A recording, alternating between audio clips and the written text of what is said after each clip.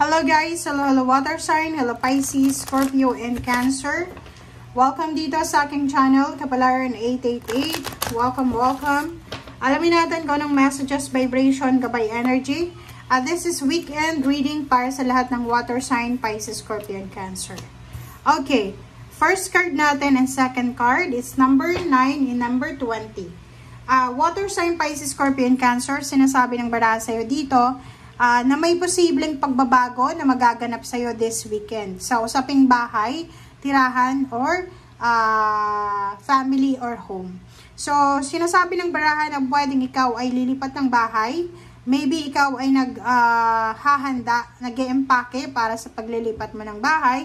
It's either ikaw ay bibili ng bahay or ikaw ay magre-rent ng another bahay. So, yung iba sa inyo, maybe merong mga pagbabagong magaganap sa loob ng tahanan mo. So, kung nakikita mo na palagi kang present sa pamilya mo, siguro sa weekend na to, magsisimula kang dumistansya sa pamilya mo. So, nakikita ko sa'yo dito na focus ka sa sarili mo sa linggong ito. Okay, tingnan natin dito sa second deck.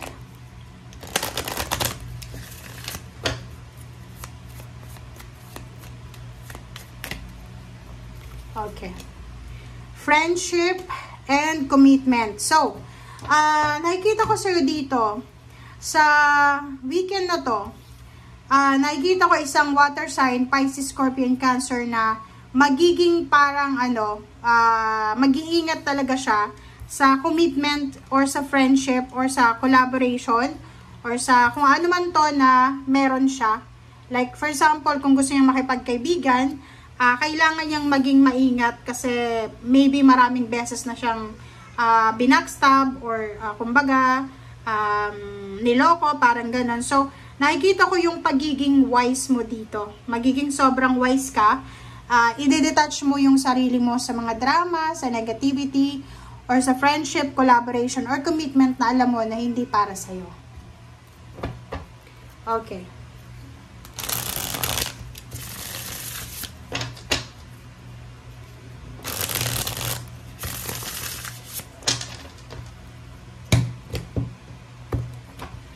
Okay, water sign, Pisces, Scorpio, and Cancer.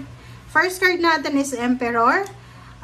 Nakikita ko sir dito na siguro may mga pagkakataon sa buhay mo, Pisces, Scorpio, and Cancer na nawalan ka ng power. Diba? Yung parang tinake advantage ka. Or maybe, tinake advantage yung kabutihan mo. Or maybe, ginamit ka. Ginamit yung power mo. It's either money, yung sitwasyon mo. And dito, sinasabi ng baraha sa'yo na huwag kang mag-alala kasi sa linggong ito, especially starting this weekend, sinasabi na marireclaim mo yung power mo. Kumbaga, yung sobrang hina ng kalooban mo ay posibleng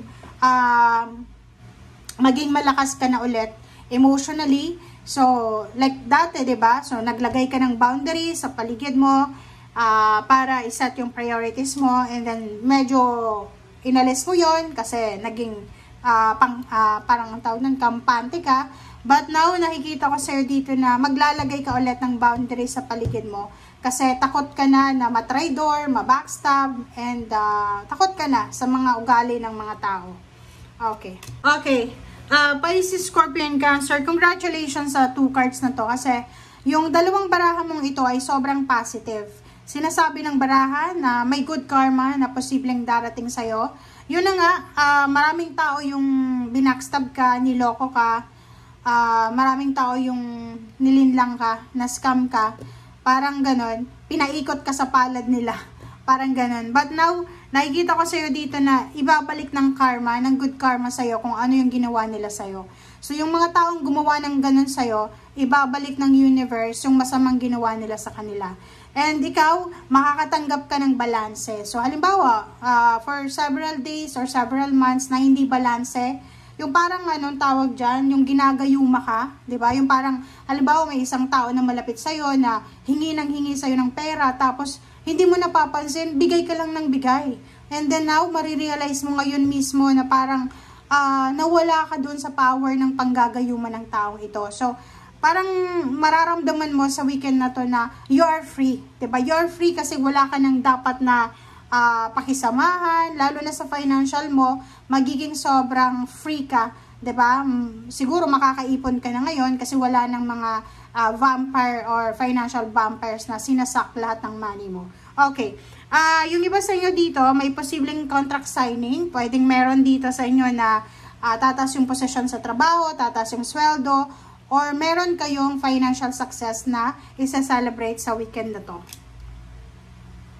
And at the same time, sa usaping emotion, ikaw at yung asawa mo, boyfriend, girlfriend, or mga anak, kung may anak ka na, sinasabi ng barahan na meron kayong isa-celebrate as a family, as a whole family, na pwedeng magdala sa inyo ng sobra-sobrang saya and satisfaction. Diba? Sobrang aapaw yung cups mo sa weekend na to. Ganun talaga guys, diba? Pag halimbawa na merong mga humahadlang sa blessings natin, once na nawala yun sa buhay natin, papasok at papasok lahat ng swerte. So, parang ang nakikita ko sa'yo dito, water sign, Pisces, Scorpion, Cancer, makakahinga ka ng malalim eh. Diba? Yung parang a sigh of relief. So, ay, sa wakas, nawala na din yung malas. Parang ganon. So, dito sinasabi ng baraha sa'yo na sobrang aapaw yung cups mo. Kasi yung blessings na yan na, kumbaga, sinashower sa'yo ng universe, para sa'yo yan eh. 'Di ba? And yung mga taong sinasamantala, yung pagiging mabuti mo, nakikishower ng blessings mo, dapat maging grateful sila sa'yo, 'di ba? But instead, backstabbing, pangtatraidor, pangdanakaw yung ginawa sa'yo. But okay lang yun kasi may karma naman, 'di ba? So, it's a manifestation na lahat ng ginawa sa'yo ay ibabalik sa kanila 10 times. Okay?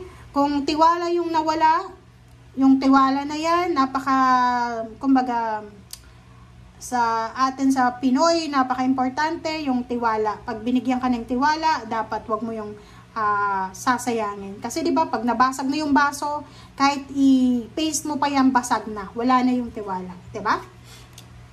Okay.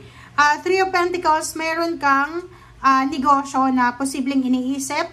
So, this weekend, siguro dun yung focus mo, magiging sobrang busy ka sa pag-aaral. Pag-aaralan mo itong negosyo na to na sisimulan mo. And nasa tamang direction ka, water sign, Pisces, Scorpion, Cancer. Kasi itong Three of Pentacles na to,